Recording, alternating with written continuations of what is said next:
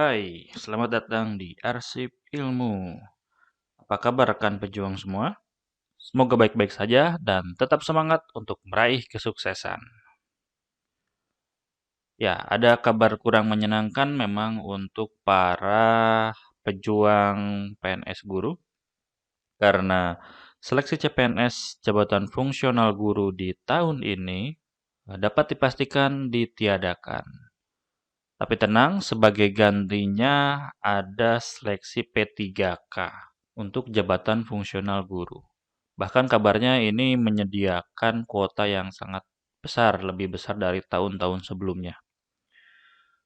Namun masih banyak yang belum tahu tentang sistem perekrutan P3K dan bahkan menganggap bahwa sistemnya paling sama dengan sistem CPNS sebelumnya. Ternyata enggak. Dan semua itu tercantum pada Permenpan RB nomor 28 tahun 2021. Silakan cek link di deskripsi.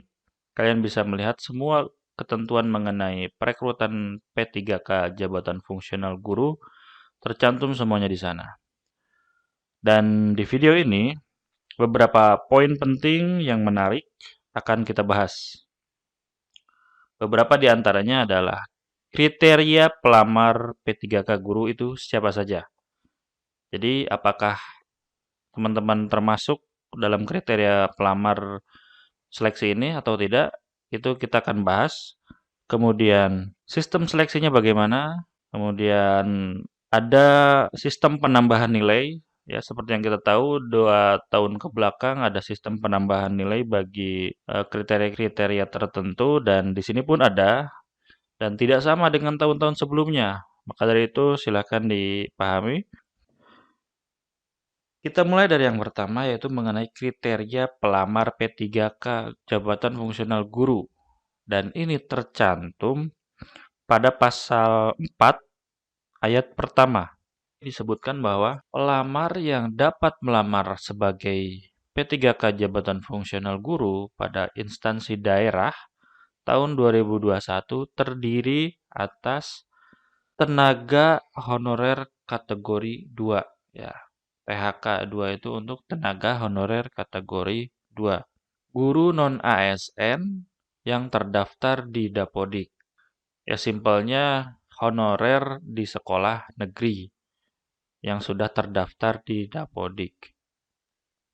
Kemudian guru swasta yang terdaftar di Dapodik. Dan yang terakhir adalah lulusan PPG. Nah, di sini pasti banyak yang bertanya, bagaimana dengan untuk formasi umum? Nah, sebut saja orang-orang yang baru lulus dari perkuliahan pendidikan dan belum mengajar sama sekali. Sayangnya, untuk tahun ini perekrutan memang difokuskan pada mereka yang telah mengabdi di sekolah dan juga untuk mereka yang sudah memiliki sertifikat pendidik. Itu terjawab untuk kriteria pelamar P3K guru. Nah, kemudian kita akan masuk ke sini ya. Saya tertarik di sini di bagian poin 2 ini. Ada yang menarik di sini. Jadi ini pelamar sebagai ayat pertama ini harus memenuhi. Nah, ini ada kata-kata harus memenuhi persyaratan umum. Nah, ini kita akan bahas persyaratan umum hanya sebagian ada yang menarik ya. Warga negara Indonesia biasa. Nah, di sini yang menariknya nih. Usia paling rendah 20 tahun dan paling tinggi adalah 59 tahun. Ini jangka rentangnya sangat jauh sekali ya dari usia 20 hingga 59 tahun ya. Jadi berbagai generasi ini bisa ikut ya.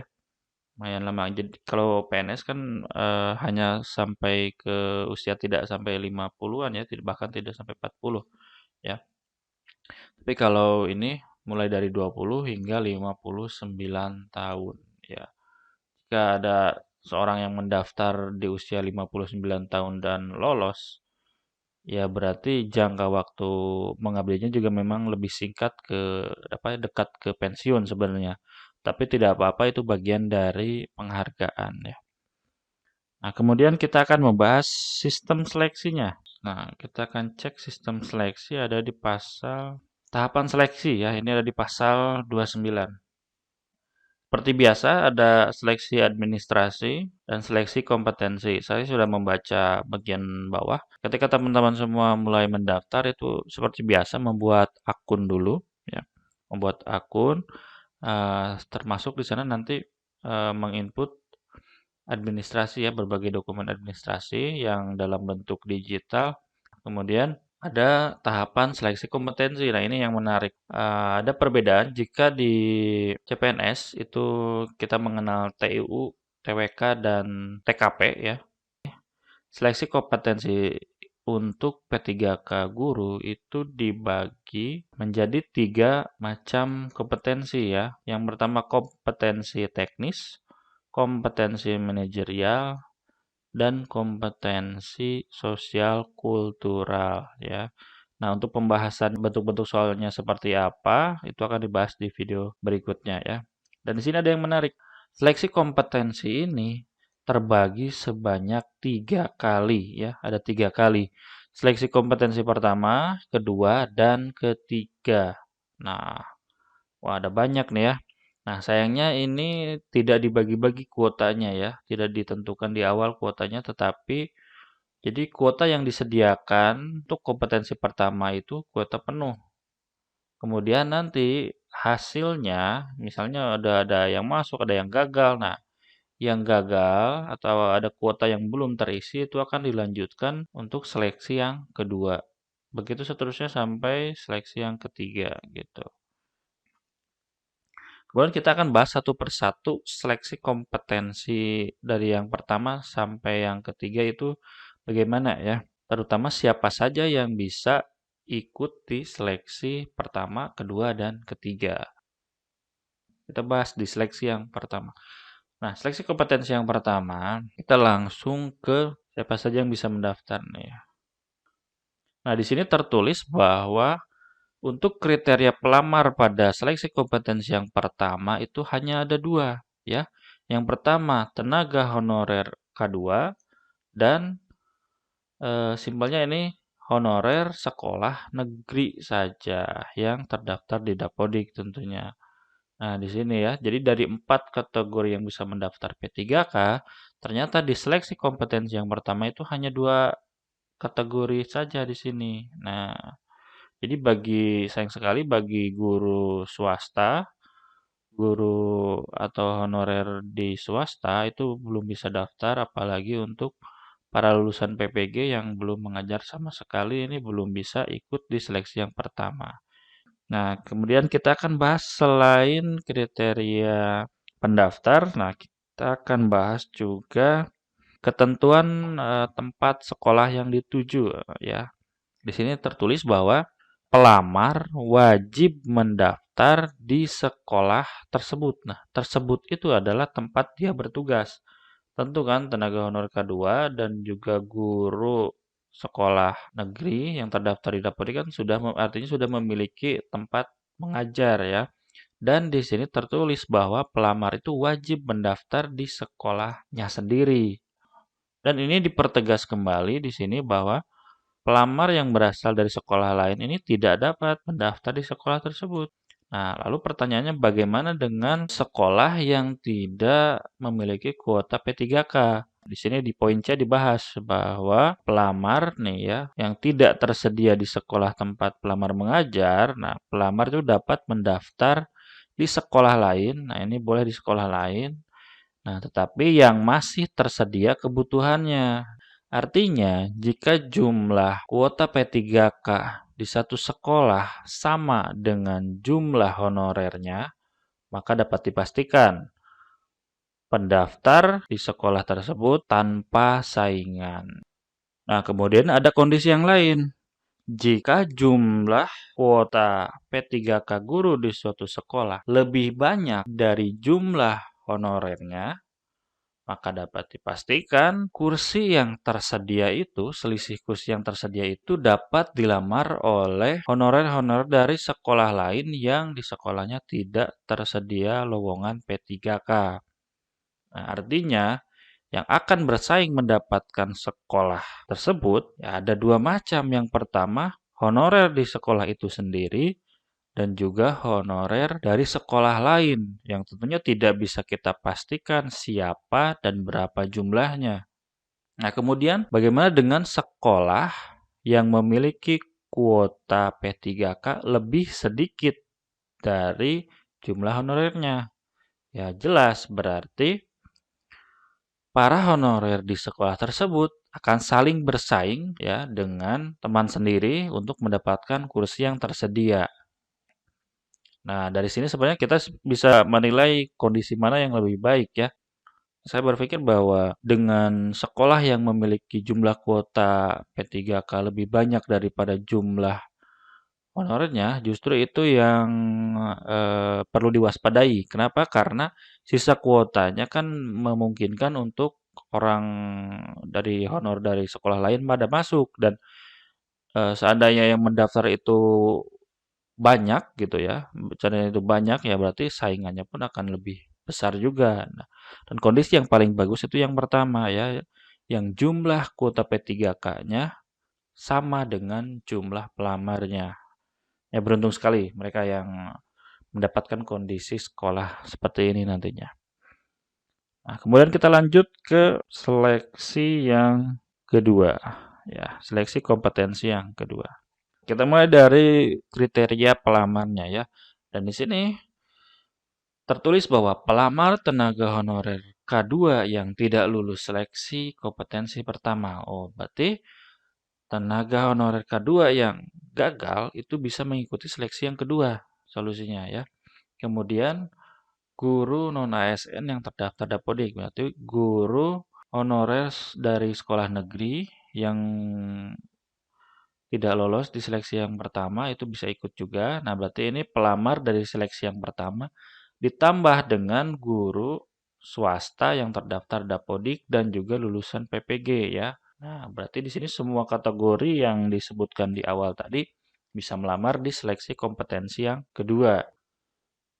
Untuk lingkup pemilihan sekolahnya itu dapat melamar di sekolah manapun di wilayah tempat ia mengajar ya, tempat ia bertugas. Nah, muncul pertanyaan, lalu bagaimana dengan kategori lulusan PPG yang di sini kan disebutkan belum mengajar atau belum bertugas. Nah, untuk pelamar kriteria D ini untuk yang tadi lulusan PPG itu dapat memilih sekolah dimanapun juga selama lokasi instansinya serupa dengan domisili pelamar ya. Nah, yang penting sesuai dengan domisili pelamar. Nah, itu untuk seleksi kompetensi yang kedua. Kita bahas seleksi yang ketiga. Nah, untuk seleksi yang ketiga itu tidak banyak perbedaan dengan seleksi yang kedua ya. Kategori pelamarnya sama semuanya ya, dari mulai tenaga honorer K2, kemudian honorer sekolah negeri, honorer swasta, dan lulusan PPG ya. Nah, perbedaannya ada di sini. Pelamar pada wilayah P3K seluruh kota wilayah. Nah, di sini seluruh sekolah di wilayah Indonesia. Jadi jika tadi seleksi kedua itu hanya meliputi di wilayah kota atau kabupaten atau provinsi, ini itu dapat memilih sekolah dimanapun di seluruh wilayah Indonesia. Ini perbedaannya ya. Jadi di sini lebih luas lagi. Jadi jika tidak terjaring di seleksi yang kedua, maka di seleksi yang ketiga itu boleh mendaftar di mana saja. Nah, ini sudah selesai sampai ke sistem perekrutan. Nah, kita akan membahas sistem penambahan nilai. Ya, seperti yang kita tahu bahwa tahun-tahun sebelumnya pun ada penambahan nilai. Nah, di sini tepatnya di pasal 28, ya, penambahan nilai kompetensi teknis. Kita akan bahas satu persatu. Yang pertama, ini yang paling besar nih ya. Sertifikat pendidik masih menjadi angin segar untuk para pemiliknya dan momok yang menakutkan bagi mereka yang belum memiliki sertifikat pendidik. Nah, di sini mendapatkan nilai sebesar 100% dari nilai paling tinggi ya. Tentunya sertifikat pendidiknya ini harus relevan dengan kualifikasi pendidikannya ya. Kemudian pelamar yang berusia di atas 35 tahun memiliki penambahan nilai sebesar 15%. Tapi dengan syarat di sini dia harus tetap aktif mengajar selama 3 tahun ya, tanpa terjeda barangkali mungkin dalam setahun ada yang berhenti gitu, kemudian aktifnya lagi baru 2 tahun ke belakang gitu, itu tidak termasuk. Di sini harus 3 tahun berturut-turut minimal ya. Nah, dia akan mendapatkan sebanyak 15% ya. Kemudian untuk pelamar dari kategori penyandang disabilitas. Nah, di sini pun disediakan ya. Nah, untuk disabilitas itu mendapatkan nilai sebesar 10%. Nah, kemudian di sini. Nah, ini untuk kategori tertentu ini mendapatkan kriteria juga nih ya. Untuk pelamar tenaga honorer K2 yang aktif mengajar 3 tahun ya, 3 tahun ke belakang, sama seperti yang pertama. Barangkali ada tenaga honorer K2 yang usianya masih di bawah 35 tahun, namun dia sudah aktif mengajar selama 3 tahun ke belakang, ya itu mendapatkan penambahan nilai sebesar 10%. Wah, lumayan ya. Nah, terus di sini ini yang paling menarik nih ya. Dalam hal pelamar mendapatkan tambahan nilai sebagai maksud huruf A sampai dengan D, artinya yang dibahas tadi ya, ini berlaku secara kumulatif. Artinya apa? Jadi jika masuk kategori, misalnya nih ya, masuk kategori ini, pelamar usianya 35 tahun, ya. Berarti dia dapat 15%. Kemudian dia juga masuk kategori 2, dia tambah lagi 10%. Artinya sampai sini dia sudah memiliki 25% ya penambahan nilainya. Dan ditambah lagi kalau memang dia seorang penyandang disabilitas, maka dapat lagi 10% gitu ya. Di sini berlaku kumulatif ya. Nah, seperti itu untuk sistem penambahan nilai. Nah, sampai sini dulu untuk pembahasan kali ini. Kita selanjutnya akan membahas bentuk seleksinya ya, yang tadi ada kompetensi manajerial, kompetensi teknis, dan juga kompetensi sosial kultural. Jadi kita akan membahas bentuk-bentuk soal yang seperti apa, karena ini memang berbeda dengan soal-soal CPNS sebelumnya. Artinya pasti masih banyak yang belum tahu bentuknya seperti apa, karena memang belum pernah mencoba barangkali gitu ya. Nah, sampai sini saja. Jika ada yang ingin ditanyakan silahkan tuliskan di kolom komentar. Sekali lagi, jika ingin membaca sendiri mengenai file ini, file Permenpan RB nomor 28 tahun 2001 tentang P3K Jabatan Fungsional Guru, silahkan cek di deskripsi. Ya, sampai jumpa di video berikutnya.